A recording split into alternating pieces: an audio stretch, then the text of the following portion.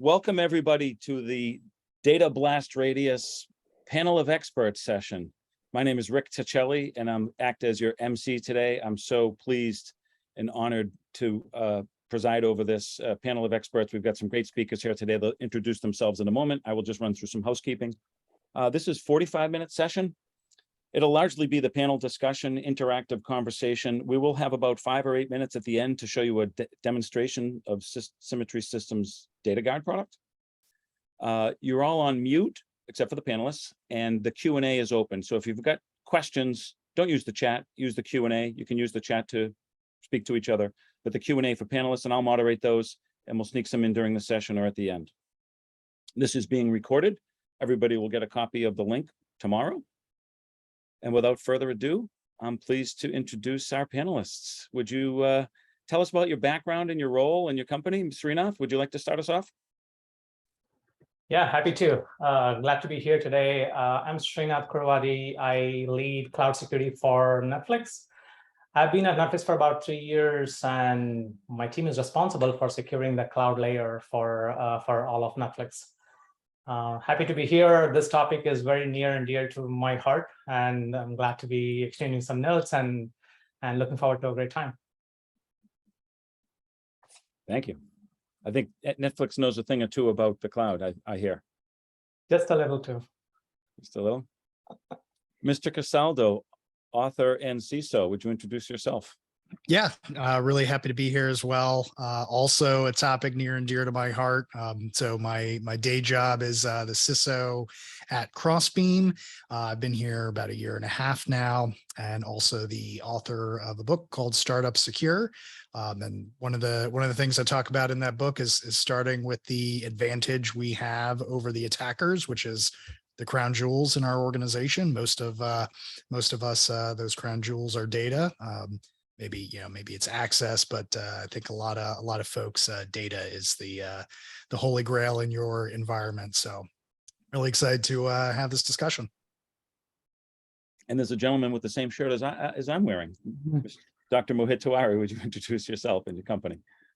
Hey guys, I'm Mohit, co-founder and CEO at Symmetry-Systems, also a professor at UT Austin in security.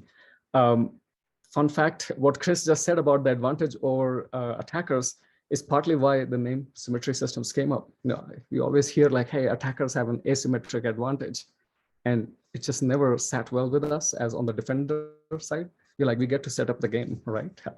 So that's partly where the name comes from. Very, very excited to be here and kind of share some notes and learn from our colleagues.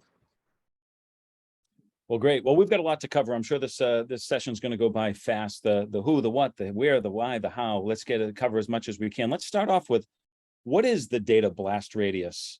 And is it different than the blast radius? Chris, would you like to start us off? Sure. Yeah. I guess, we could talk about blast radius. I was in the Army for many years. So an easy term is, the blast radius of an explosion, right? Like how much damage does an explosion do, and the distance from that impact, right? To me, for data blast radius, it's really the damage and impact an attacker can do when they get access to some type of data store, right? And there's things that happen before that, but how much damage can they do in your environment with the access to the data that they initially have, or then use to gain access to even more data in your environment, right? Most attackers don't just do a smash and grab. Some will hang out for months or years. So there's definitely a growing blast radius. Unlike an explosion, which is one and done, an attacker can extend that blast radius in your environment for quite a long time. Panelists, either want to chime in? What is the blast radius? Start high level. Let's define it. I can go next. I'm sure the academics in the panel, I'm not with a doctor in the title, would agree that it's good to start with the definition, right? So, and I love the definition that Chris gave. For me, it's about the distance from an event, like a bad event, like a blast. right? And if we were to, and that event could be a security incident, could be a credential compromise, or it could be a misconfiguration exploitation, or it could be anything that is possible that indicates a blast. And if you were to look at what is the far-reaching effects of a blast, and that is what blast radius could signify. Yeah, of course, you can go all academic and measure it and all that. But I do think there is a way to quantify it. There is a way to look at what is the risk from a bad event, and how better can we be prepared for it. So I'm sure we're going to talk about it later in the discussion. But for me, the definition is around the radius of a blast, and in this case, the blast is referring to a security incident. And so when we talk about it in that sense, then when we talk about data blast radius, then if we just focus on what is the effect of such an incident on the data, when we talk about it, and again, data from the point of view of abuse, from the point of view of exfiltration risk, from the point of view of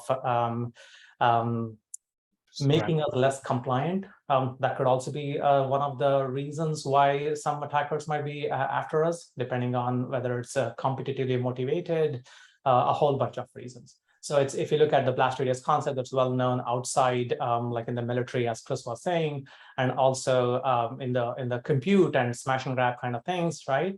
But now I think this is a new area around the effect on the data itself. What does it actually mean of a blast on a radius, on blast radius on data? Blast radius on data. Mohit.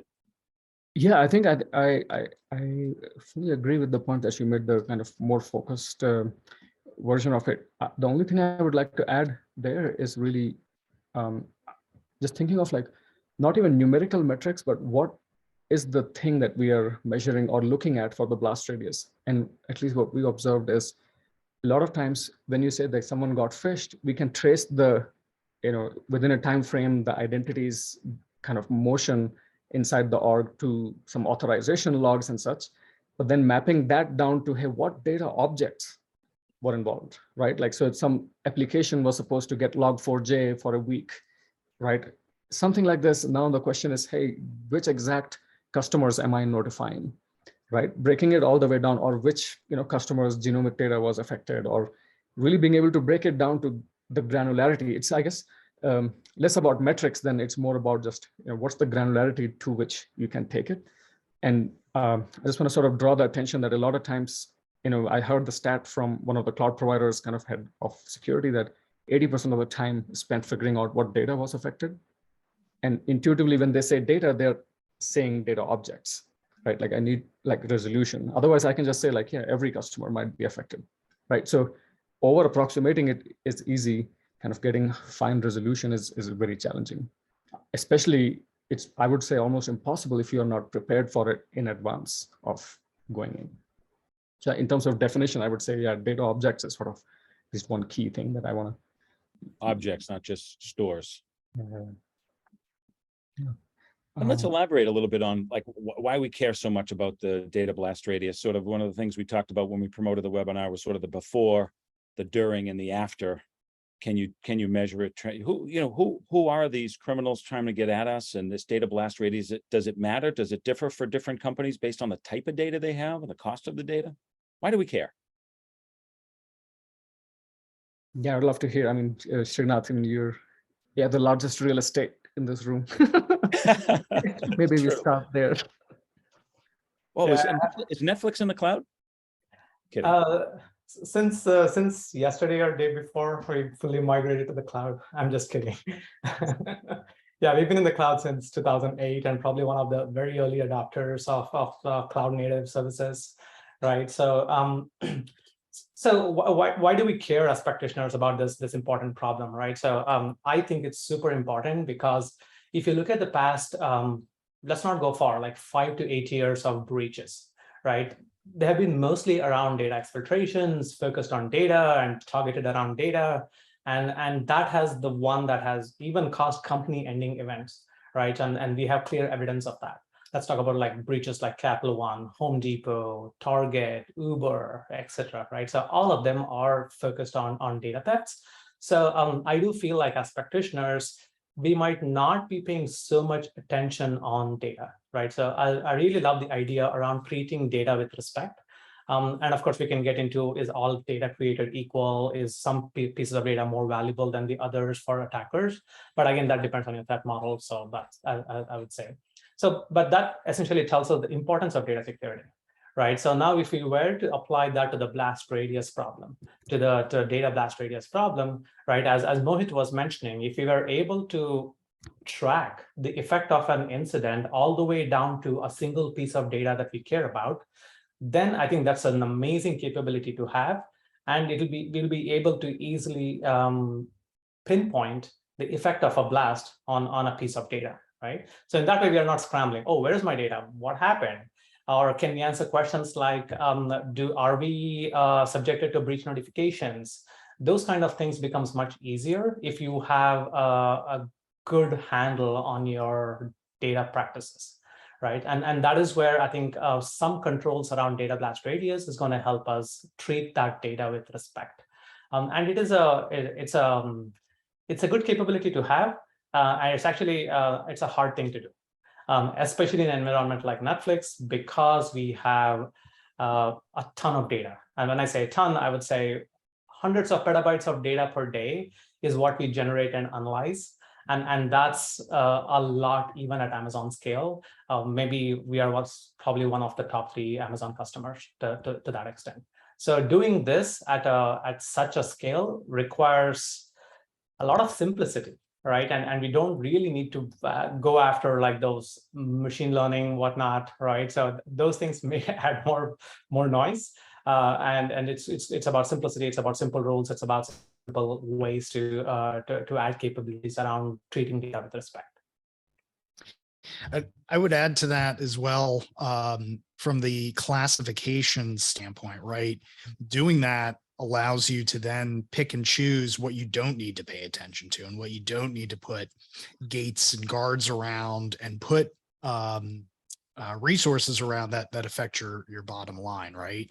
So if you look at it from kind of Mohit's description earlier, someone gets phished, they compromise an endpoint, they have to compromise credentials, right? There's so many steps that have to happen that we've been, cybersecurity have been investing in, right? Phishing detection and prevention, endpoint, EDR, all these other tools we're putting in place to try and get to that first moment of blast when you usually know where they're going at the end of the day, right? Like your goals, either if you're in a Windows environment, you're probably trying to get to Active Directory so you can move laterally more, but eventually get to some bit of data and making that classification ahead of time to say, okay, we care about our data in production, but we don't care about the data in staging, right? Maybe it's all fictitious data, and maybe like make it a little more relatable.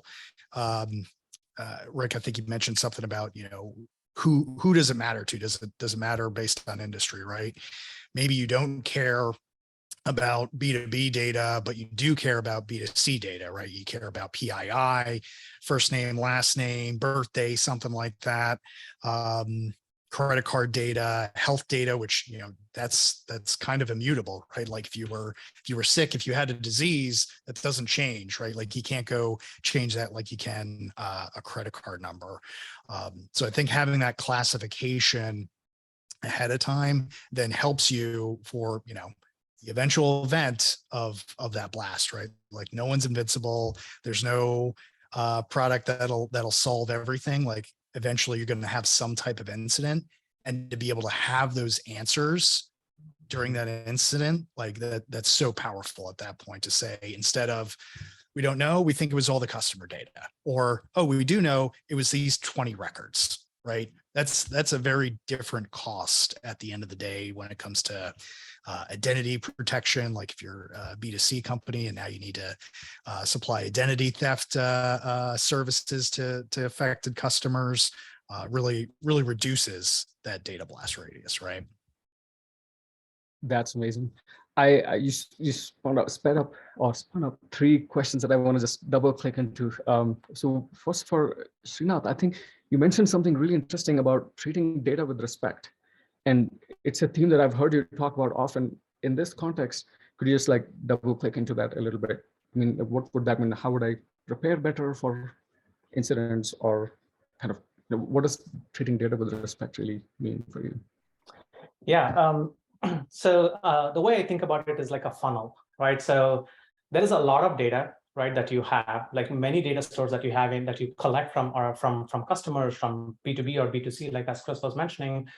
And then what is that small subset of data that you really care about? Some people call it crown jewel, some people call it like the whatever can cause the biggest impact to your business, right?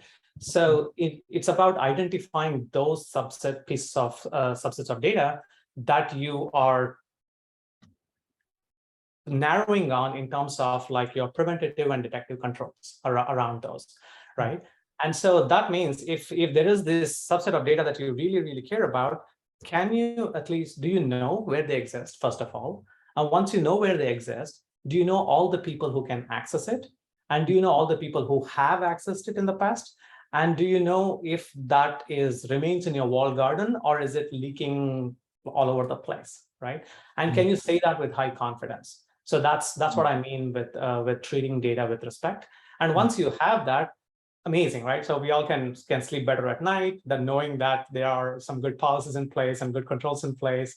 And I'm only caring about that subset of data. The reason I mentioned that is because at Netflix scale, or even I worked at Snapchat before, similar problem, right? So you don't have, you literally don't have resources, even in these big companies, to go after every piece of data. That is the reason why we might have to go ahead with the subset of data that we care about.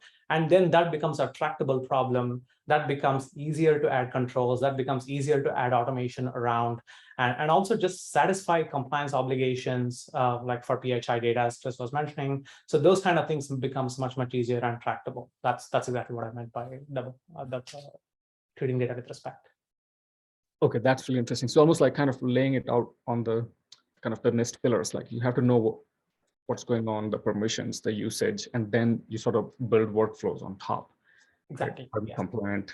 Are we, least privileged or not? And just to quickly add to that, right? So if there was a Log4j like incident, and then if you had these capabilities, it helps you prioritize response based on risks, as opposed to going after, oh, let's patch everything. Let's go after every data source. Let's go look at every audit log. It's going to be scalable, especially around Christmas. Yeah, that's really interesting. I mean, Chris mentioned the data classification angle as well. We can, I guess the next segment is around challenges. I can save it for them, but like, just if the case that you make sounds so clear and, maybe in hindsight, obvious, like, so what is the sort of blocker in getting classification going? I can save that one, but I just wanted to also double click into you mentioned, Chris, that like, is customer data leaving production into dev and staging, right? Like, is this like a killer use case that you see that, hey, this at least helps us triage? Let's ensure there is no customer data in dev environments, kind of segregation of duties. Is this a important value prop to drive? So that on the one point of is data moving from one environment to another, that's been everywhere I've worked, right? Like everywhere that's had a SOC 2, like it's a question that comes up depending how you've scoped your audit. But I usually keep it pretty broad, and that's a question that auditors always have. Prove to me that your sensitive data that you said exists only in this environment and just this environment is not moving to staging, to testing, to dev, to base anywhere except prod, right? We're a B2B company, so I have many agreements that say we will also not do that, right? So it's contractually written. So how do I prove that, right? I need to be able to look at the data stores. I need to see who and what is accessing it. It's, exactly what I talked about in the book. You start at the very source, right, at the data, and then where that data lives. Is it in compute? Is it some type of cloud storage? And then who and what has access to that? That's either people, an application, a service. Being able to map all that out, then I can definitively say, yes, prod data only stays in prod, right? We don't use it in testing for test data. I can clearly show the databases are different. I can show the data is all test data and doesn't match anything in our production environment, right? Which is very important because we have very sensitive business data, right? So our application works on matching your client list with your partner's prospect list, right? So most companies don't want to release their list of customers, or maybe you've done some type of agreement, so you do list some customers on your website, but most don't want that out in public because then their competitors can go target those lists, right? So it's really important that we can say definitively that that data isn't moving, and then we can go another level, right? Now I can say, oh, I know only this dev group has access to that data, and they're the only ones that should have access, because that's what you need to keep the lights on and keep the database running. You have to have a DBA, right? Like someone has to manage the infrastructure. So then you can keep going further and further and reducing that blast radius, right? Moving out from where the data lives, who has access to it, where it's going. So super powerful. Hopefully that answered your data and duty segregation. Yeah, absolutely. That makes sense. Yeah, I was, it's sort of like, it took several dots for me to realize that actually this use case is beginning to recur. So just sort of hearing that, okay, this is not just, you being extra conscientious. This is auditors coming and asking for proof. And instead of hand waving it, you sort of give definitive evidence or high confidence evidence, as Srinath mentioned, because you're going to have to make approximations. And just to add to that, one more policy that I run into, right? So, and it's like B2B auditing, that angle makes sense, even for B2C cases where we have less compliance obligations. We do have certain policies. Like, for example, one policy that I care about is only people who have passed background checks can access payment card data, right? Mm. And can you prove that? And can you enforce it? Can you at least, and can you show me any violations of those, right? And that kind of a thing in a complicated environment that's been in the cloud for 15 years is hard. And of course, automation, great engineering, it takes a lot of work to get to that world where we can simply say in plain English, this should not happen. Or if there's a violation, let me know.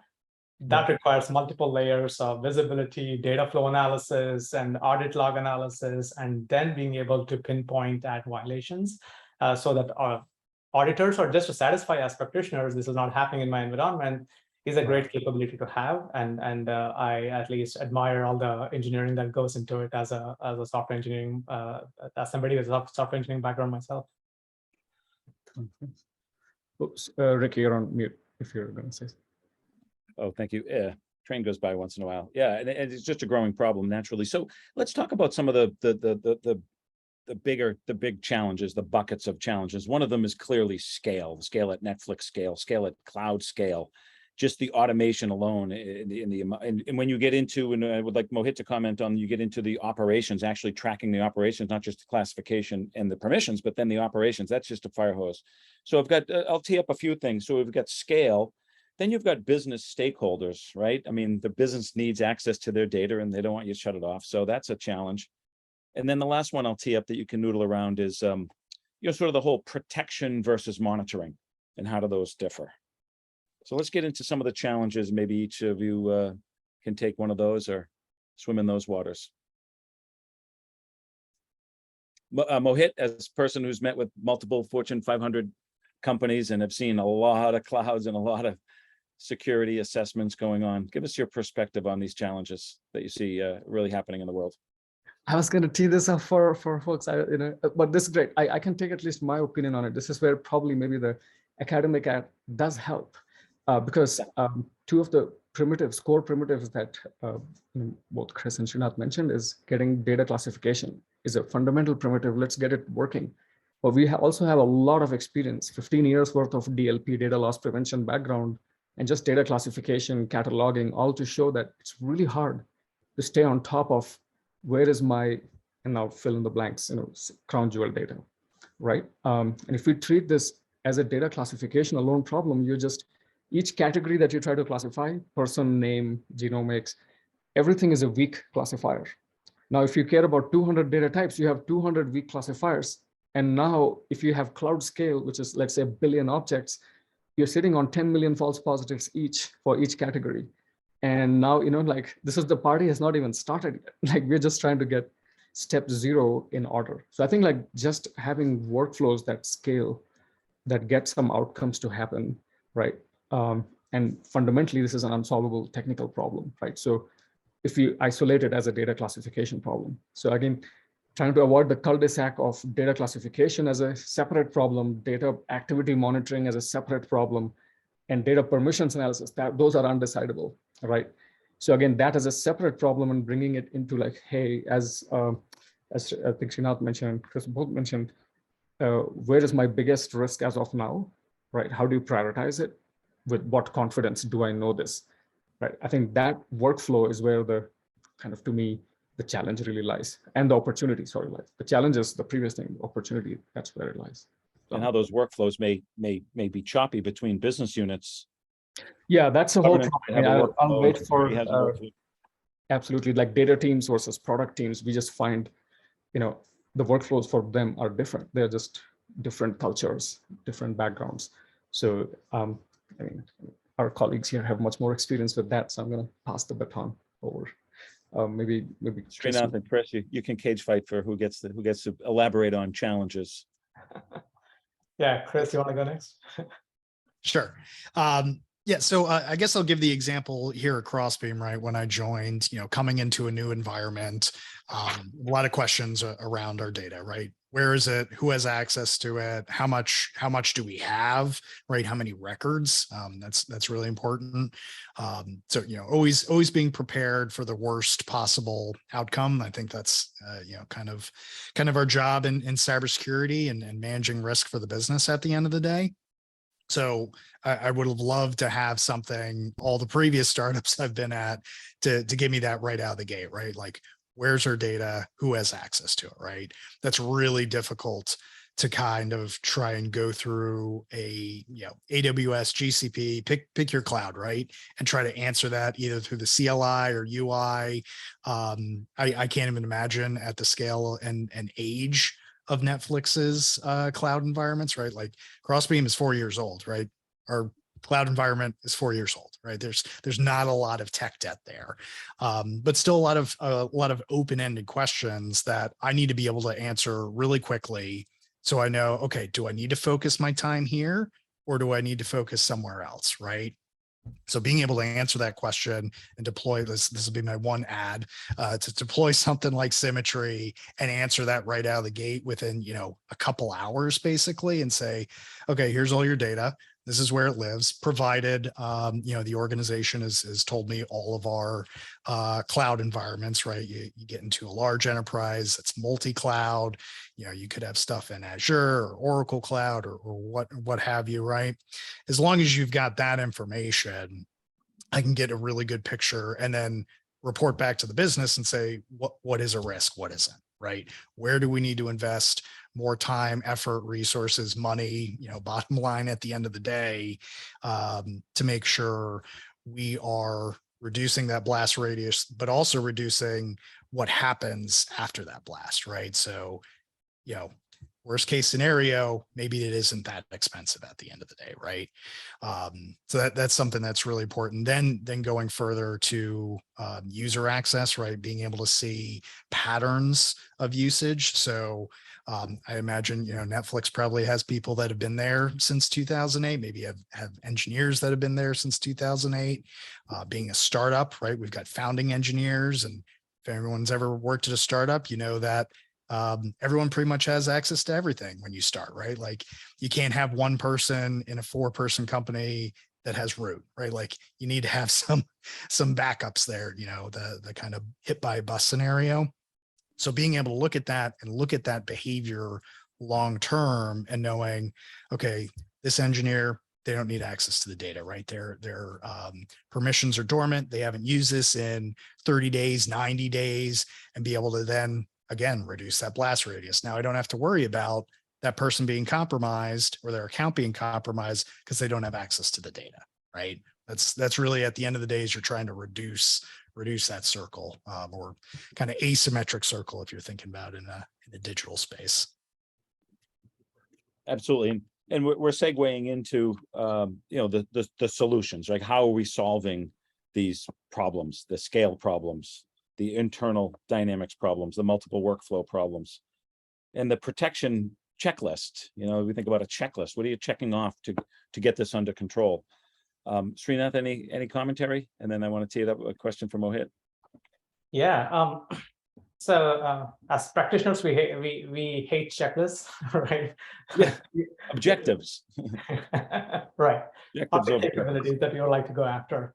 So for me, I think there is a bunch of fundamentals, right? Like Mohit mentioned data classification. That's a fundamental capability, right? So doing user access the right way. Like, I mean, of course, there are IAM roles that are people accessing and services accessing data left and right? So those things exist. And we have audit logs for those. But what do we do with these fundamentals? We create capabilities, which is going to help us answer questions like the one that we talked about, like policies. This group of people are the only people who can access these pieces of data. Can we get those kind of fundamentals, those policies, those invariants in my environment? Is that possible? So that's where the journey is. Unfortunately, I've seen a lot of companies stop at the fundamentals, right? They get the classification, they get the user access, right? But they don't try to go the last mile around, okay, now I have all these permissions, can I right size them? Can I remove risks by taking away the unused permissions? Can I bring in a risk-based thinking around my data access? Right. So those are all the things that I would love for us as an industry to go forward in terms of treating data with respect, in that spirit. And that is where we stop because it's hard, and we do threat modeling, which is another thing on the side, right? But we don't try it all up to gain these capabilities, and I would love to see that as an industry going forward. Well, if it were easy, they wouldn't need us, right? And it's a very, very hard problem. And Mohit and his other, our co-founders here have been working on this problem a long time. Mohit, segue into our approach, Symmetry's approach to solving this problem, the blast radius, understanding it and containing it before, during, and after. And I know we've got experience in all of those areas. Go ahead. Yeah, I did actually, before I jump in, just very, very brief. You had asked about considering blast radius proactive versus reactive, like protection versus detection. Srinath, you're gonna add something on that. Yes. Yeah. So I do think it's everything helps, right? And I think the approach matters, and that should be in alignment with your culture, right? So doing security against your culture is a recipe for disaster. For example, at Netflix, we strongly believe in transparency, freedom, and responsibility that you might have heard about. And so in those cases, I think having a more of a detective control can help not being in the face of things, and helps us set up those guardrails as opposed to being the gates, right? And seeking permission for every piece of access. That won't fly, right? So and that's why we open source a tool called RepoKit, which essentially does that, right? So we monitor permissions, we take away what's not used. And that is going to help us under the covers, things work, and then people can keep doing what they're doing. Instead of saying, hey, conform to this framework. You need to come here, do these bunch of approvals. You need to go talk to these people for these sets of data store access. Those kind of things are hard, and people forget, and people are, and you don't want to be the policeman. But you want to be a smart policeman if you were to do that. And I'm a big fan of like having detective controls, if that makes sense, but at least for our culture. Well, this is great. Well, time-wise, we're gonna move into a demo in a moment, but I wanted to give Mohit an opportunity to tee that up and tell us a little bit about Symmetry-Systems and our approach, or any other commentary you have, Mohit. Oh yeah, I was gonna just exactly mention the question that you asked is our approach actually actively being shaped with advice from Srinath and by working closely with Chris. Is really well is aligned with this vision that Srinath mentioned, that you want to overlay data security along the NIST sort of pillars, right? And the kind of fundamental pillar is visibility. right? You want to set up visibility right up front so that you can prioritize things, right size things. When there's an incident, you can respond. But more importantly, like you said, then for the enforcement pieces, you can work with your culture, right? Like with Crossbeam, it's super young. I mean, the CTO is fully involved, like, Terraform scripts being shipped out, every data store that's born is born with DataGuard watching it. That's perfect for that environment, right? In a different environment where we have big F500s, I mean, data teams, they have Black Friday coming up. We found, let's say, even if we did find egregious things, we don't want to come in and take stuff away. I mean, there's massive business risk there. So you want to really lead with detective controls in such places where, like, hey, we have seatbelts, we can trade off business risk and kind of data risk differently there. So we built sort of DataGuard with this view that let's get visibility in a scalable fashion in place, and then kind of how you detect or protect kind of changes. The one last comment that I did want, I'm a huge fan of this, is I think at least we did this with Chris's team at Crossbeam, is even though metrics might be a very academic topic, right? Doing sort of open evaluations, right? Let's throw real attackers at it and see what works and what doesn't work. Sure, there can still be openings, anyone can get breached and so on, but stress testing the defense with purple team engagements, where attackers have full access to DataGuard, Symmetry, and the entire cloud. Nothing changes for the next like solid chunk of time, 2 to 3 weeks, and they go at it. And we can move into the demo, but I just wanted to say that, like, Yeah, no, I think the conversation, let's just keep the conversation going. I think this is vibrant. I mean, I'd love to drill into the purple team engagement a bit, right? Because not everybody does that. We do pen testing all over the industry. And pen testing for web apps is a very different thing. It's one door into your data, right? Whereas your cloud environment has so many vectors, like you have, I mean, I guess, Chris, you started this this whole thing. You should speak about it. Yeah, maybe define what is a purple team engagement, and then what was the exercise? So it's red team, blue team, also pulled from military terminology. So red team being the attackers, blue being the defense. You combine that becomes the color purple. So you're doing both of those at the same time. So allowing the attacking team to have access to those defensive tools to say, okay, this didn't trip this alert, but this one tripped it. So now I'm going to try a different way, see if I could circumvent that detection or that blocking capability, to really fully exercise as real world as possible how that tool operates, right? And really testing the efficacy of what it claims to be able to do, right? And always constant feedback and improving either individuals, right, on the blue team, or improving your defensive tools, right? So we hammered against Symmetry with our partners at Praetorian, and basically tried every possible way to go from assume a phishing email works. They always work. That's why attackers still use phishing. So okay, we compromised a user's credentials. We compromised an endpoint. How far can we get to getting all of the data, right? So they knew where all the data stores were. They had credentials to get there. It was really interesting to see that. I think one example they used, they were able to compromise a brand new engineer, or we provided access.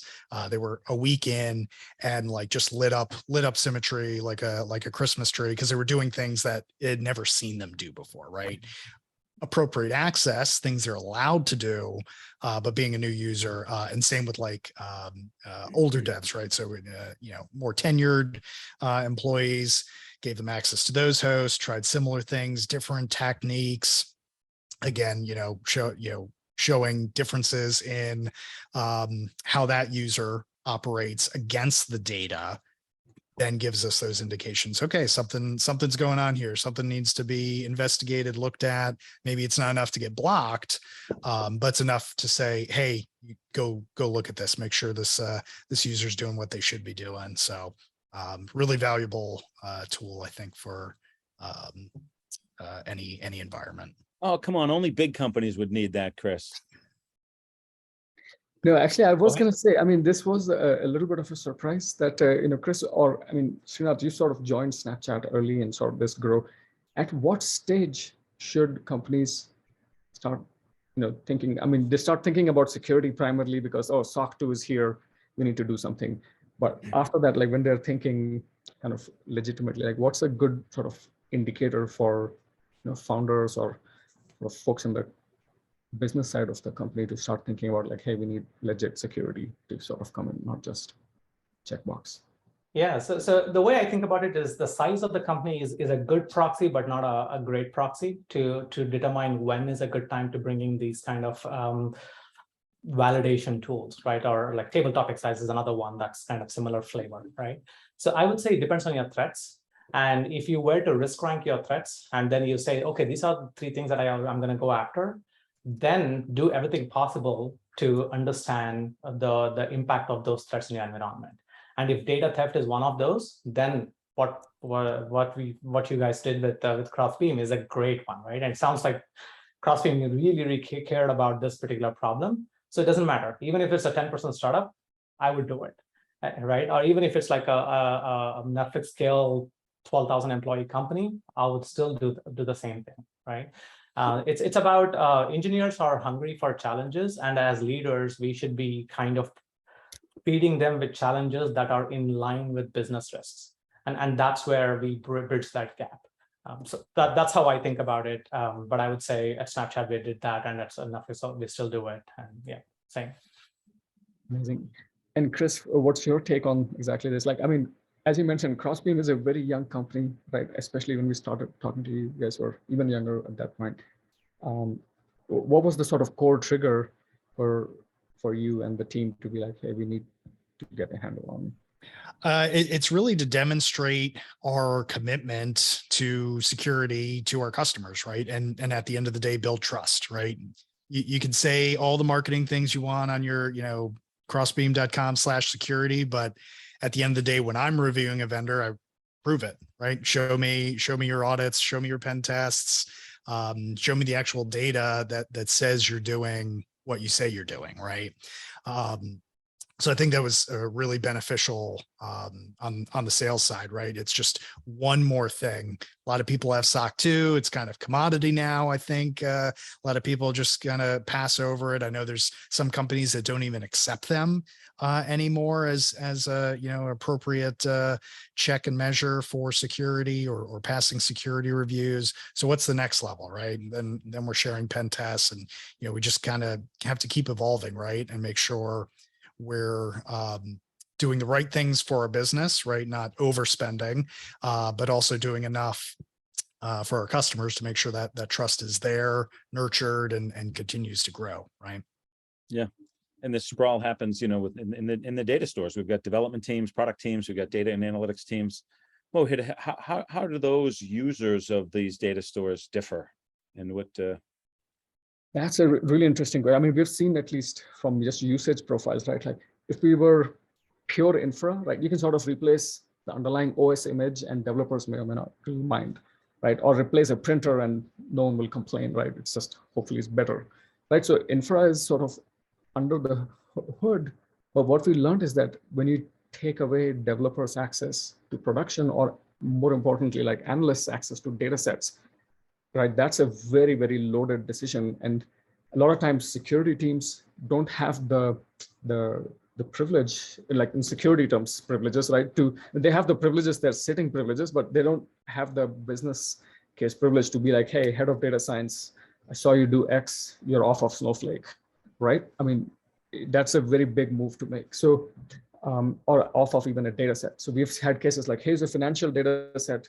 Now we see an access come from an overseas contractor, is this legit or is this not? It turned out that, this was actually a legit use case and it's totally fine, right? So again, kind of putting security teams into almost like a product person role, that you are responsible for collecting evidence, making recommendations, making trade-offs, and sort of being concrete about it. It's not like, hey, we are doing least privilege, drop X. It's more that we saw this data set, this is the usage, you might have started up some Metabase instance and more than you are just using it, this is the risk. And we've always seen that, it puts security people in a really good position of just be a product person almost, like for your company. And I mean, helping you close sales. I was going to say, if Crossbeam, if you guys have examples that you close better sales because of your better security reporting, I mean, that's incredible. That's a case study that I would love to read. Security connects itself to revenue. That's what everybody wants. Well, this has been an invigorating conversation. We're going to move into the demo in a moment, but any final commentary from the speakers before we do that, the panelists?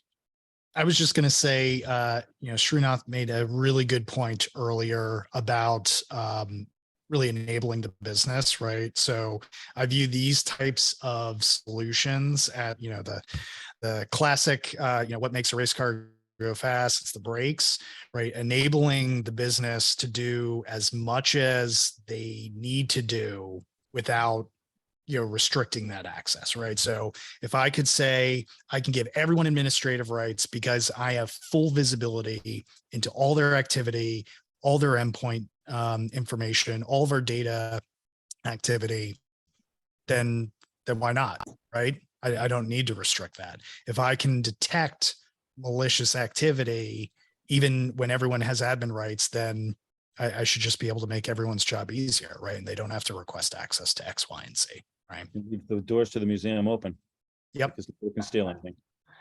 I would also add to that, right? The fundamental capabilities that we have, like the data classifications, the being able to know where your PII data exists, right? Combining them into loose policies and then let people work with each other. Like, I think everybody wants the company to succeed. It's the reason they are there is to make the company succeed, to make the business successful.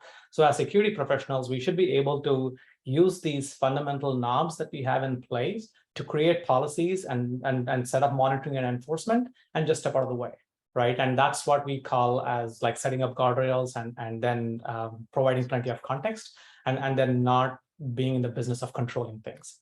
And that unlocks tremendous velocity, even if it's at the scale of Netflix or even if it's like a small startup, right? So, and that's and the benefits are clear. So using that is a holy grail. Everybody talks about it, but I think it's a hard problem, and companies like Symmetry have helped us in with solutions so that you don't have to be doing all the heavy lifting. That's right.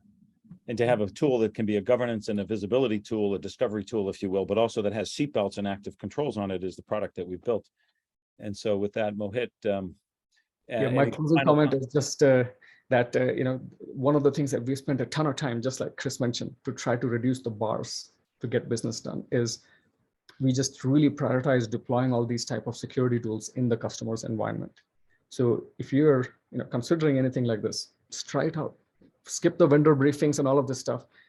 Deploy it in your own environment, point it to a few dev environments to see what it looks like. And that's something really tangible you can do just now, right? Like it's super low risk. You don't have to talk to us to delete it or to even install it. If you would like, just try it. Would be nice. It's fully in your cloud. I think that theme is something that we'll continue to push very hard. The architecture, the scale, and the capabilities of Symmetry's Data Guard is amazing. So, Martijn, you're going to show us a quick demo. Yeah, absolutely. Before I want to go into the demo, I just wanted to highlight a little bit about the data blast radius, also from a visibility perspective. So the slide that I'm sharing right here gives you what we call a data access graph on the left-hand side, which is where we actually mapped out exactly what operations are happening towards the data store from the various identities and roles. And what we're seeing on that data access graph is the blue nodes, which are the data stores, and how people are assuming roles, which are the orange nodes, by identities, which are the green nodes. So once we start mapping out this full data access graph, we can now start to filter and slice and dice how, to Srinath and Chris's articulation of where do you want to focus. The second graph is really about what are these operations that I care about. And the third graph is actually how are these operations against my sensitive data, right? So you can really start zooming in to be able to understand what's happening with regards to data flows within your environment and how that looks like. And the great capability that comes with understanding data operations in conjunction to the data objects is that within Data Guard, we can now start solving use cases that are sometimes really hard, right? So in this case, for instance, the use case that I'm going to showcase here is that I have Tina who came to me and she had a piece of malware on her laptop. And she's one of my valuable SREs, and she doesn't know if anybody actually used her credentials or got compromised. So I'm going to use data guard in this scenario to be able to filter on the identity, which is Tina, and what operations did Tina provide, and which ones of these operations could be sensitive data related or could be sensitive operations. So just to explain what we're looking at right here is we're looking at the data guard console that gives us the ability to look at the various different cloud environments like AWS, GCP, or Azure. And this would be the data access graph, like I just mentioned in the slide before, where we're mapping out those different nodes to be able to really look at that at the environment level. Then we have data objects, data store, and identities, which are basically lenses we can apply to the environment. So think about it, if I want to ask a data store question to say, who has access to this data store? How would you apply the data store lens? Or is this data object sensitive or not? I would apply the data object lens. In this case, it's about Tina, so we're going to use the identity lens to be able to ask questions about the environment. We can look at dormancy of identities, least privilege, but in this case, we're going to use the Explorer to really understand what happened in this case with Tina.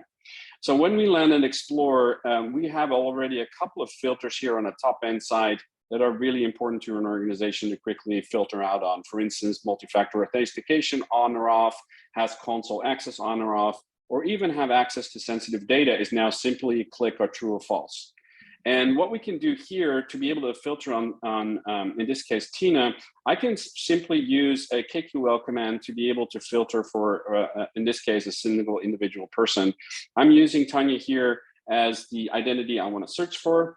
We see it now filtered on one identity, and we can see when the identity was last active. We can see also the unused permissions. And here at the results table, we'll actually see Tanya's ARN, and we can actually see her visualization, permissions, operations, and even manage policies. But if we go into the view, talking about blast radius, and in this case, compromised credentials blast radius, how is that going to look like? So in this case, what we're seeing with Tanya is that she has a blue node here to the company production. And blue nodes means for us that there's active operations within the last 90 days. We can also see here that there's 3 permissions used out of 12 permissions granted. So we can actually see what are these permissions that she's been using. We can also see a dotted line in this other AWS account, which has 9 permissions, but there's no activity there. So in this case, we are focusing on the activity to see if anything happened. I could click on this company production node and actually get a results table, which data stores actually are involved with regards to the blast radius for Tanya in this case. So this is one way to look at what Tanya's blast radius is, but we actually want to go deeper. We want to go into the operations side of this. And the operations side of it means that I can now focus on all the operations, in this case, filtered on one identity. As you can see, one identity, 188 IP addresses touching 12 data stores and doing almost 400 operations. We can see it was in a certain time window, so we can zoom in on that time window. And then here we see the operation types that were executed. So let's say, for instance, delete object is very sensitive. So let's filter on that just for this, this demo. What we can see here is the time frame of when these delete object operations have happened. And if I scroll down, I can again see Tanya as the user, the account ID, which IP addresses and which data stores were targeted with regards to the operations performed, in this case, delete object. But now this goes even a level deeper. We can see now the delete object operation against the data store, but because we're collecting all of that data operational information at the data object level, we actually can see the destination data objects as well. So when it comes down to Tanya's question, what happened with regards to my operations over a certain period of time, we can really go deep and not only trust the metadata of the data store, but actually look at the operational side, what really happened with a certain identity in a certain space. So when you're doing your forensics, for instance, with regards to some kind of incident, we really have a lot of information at your fingertips to be able to drive that home. So with that said, I want to give the mic back to Rick here to maybe touch on some of more of these use cases that we can articulate or help with. Absolutely. So this is a very powerful platform that can be used for discovery and identification. It can be turned into an active. Again, because the system is monitoring the operations, it knows what anomalous behavior looks like. It opens up a tremendous amount of use cases. And we find that they generally fall into these 5, which is data governance and compliance. We can understand where all the PII or PHI data is. We have a custom classifier that we can build so that people can find their own intellectual property. We're involved in a lot of zero trust initiatives where identity cleanups need to happen, and these need to be mandated. Tremendous value from the Symmetry Data Guard in these initiatives. Data security, we showed that data security operations, whether it's preventive or a post breach. Data sovereignty and privacy, you can do geolocation. And then Martijn just showed us forensics. And so the question, what did Tanya do during this time period is a very difficult question to answer. You have to triangulate that on in a lot of places. And the ability to monitor all of that operations and then all that activity is kind of like a stranded asset. If you let it drop on the floor, you're not getting the insights and the value out of that. We tap into that in the Data Guard product so that you can see things like in this picture, dormant data over permissioned users, all kinds of blast radius risks that are really easy to clean up once you can see them. Any commentary on that, Mohit, before I move on to the offer and close up? Yep, I think this was great. Thank you so much. All right. So how do you get yours? Flick me to the next slide. As Mohit explained, this is deployed in your cloud, so we prevent no vendor risk. And within an hour, we can be producing insights into where the sensitive data is, and after a little bit of time, understand user behavior to get graphs like this. It's very easy to do. Contact us, and we'd be happy to set you up with your own data blast radius map. And so we created an email, blast radius at Symmetry-Systems, to schedule yours today. And Aran or myself or any of the other salespeople will get back to you, and we'll schedule that out. We do it on-prem, but for POCs and POVs, we also have a private cloud instance, so we can hook it up as a SaaS environment if you want to get going more quickly and just do a small account or something. Okay, and then where can you find us? You can find us on our Symmetry-Systems.com website, but also if you're at Black Hat next week, would you flick to the next slide? And let's have Chris just tell us what you're doing here. And I know Mohit is going to be here as well. Yeah, so I will be, if you're at Black Hat, I'll be doing a book signing Wednesday, August 10th, 3 to 5 Vegas time. Thanks to Symmetry, Upticks, and SafeBase. So 3 awesome companies. Will be at booth 2060, which is Upticks booth, but you can chat with all 3 vendors at that booth and pick up a book that's signed and free for you, and or maybe you have a founder that you'd like to give it to. Either one. Absolutely. And then the proceeds for the sales that you've been having with this book on Amazon and so forth go to. Yep. So I'm donating all of my proceeds in perpetuity to veterans charities. So I just donated my last year of proceeds to Homes for Our Troops, and I'll be announcing the next one for the next year of proceeds shortly. With that, we can move to the final slide. I'd like to thank the panelists, Srinath, Chris, and Mohit, for joining us. I'd like to thank Martijn, who I did not properly introduce earlier, who's the VP of Solutions and Delivery. So when you get engaged with Symmetry, you will get, and your team will get to know Martijn very well. Myself, Rick Ticelli, Aran Abramovitz, who's also on the panelists. Thank you all. Thank you for attending this and taking an hour out of your afternoon for this important subject.